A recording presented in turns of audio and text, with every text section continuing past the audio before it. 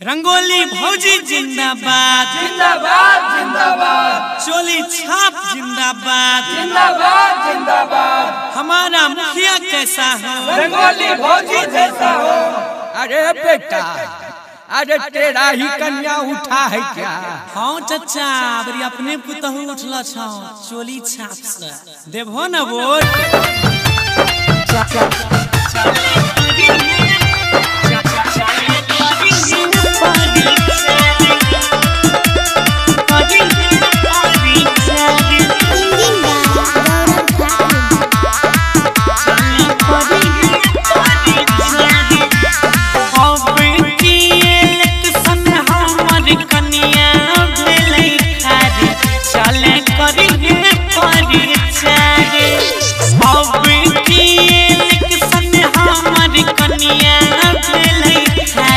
चले करिए परिचारी नाम रंगोली मिल छाप छरे चली रही सब का के बोली रे सब छौड़ावा के दे तोर जगह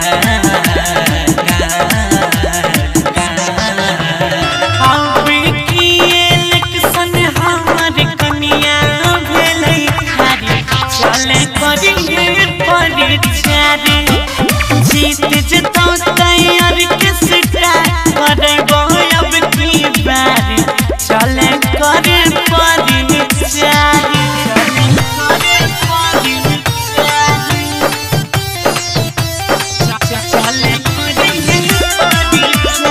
लाडली रिकॉर्डिंग स्टूडियो चौसा बाजार।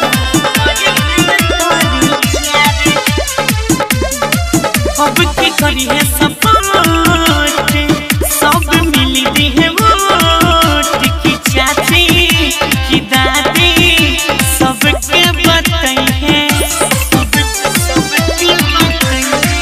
अपन प्यारे दुलारे भाई रे दी है ये बारी की भारी बहुमत से जीतई है पीछा हटी है निपिन है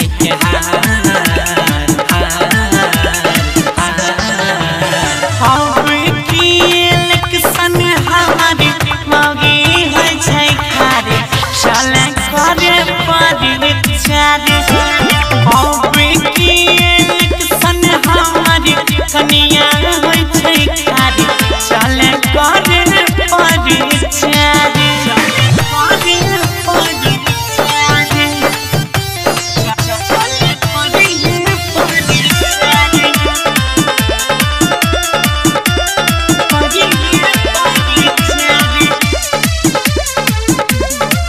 जोड़ी कहे छिया हाथे माना रंजित के बात की गली गली नारा लगई है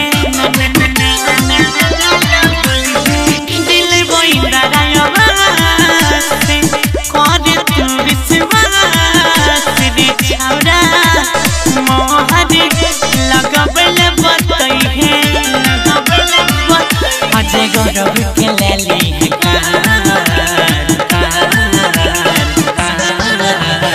अब की इलेक्शन हमार कन्या भेलै खारी करे चले परिचारी जीत जतो तैयार के सिटा करबो अब की बार करे चले परिचारी। लाडली रिकॉर्डिंग स्टूडियो चौसा बाजार।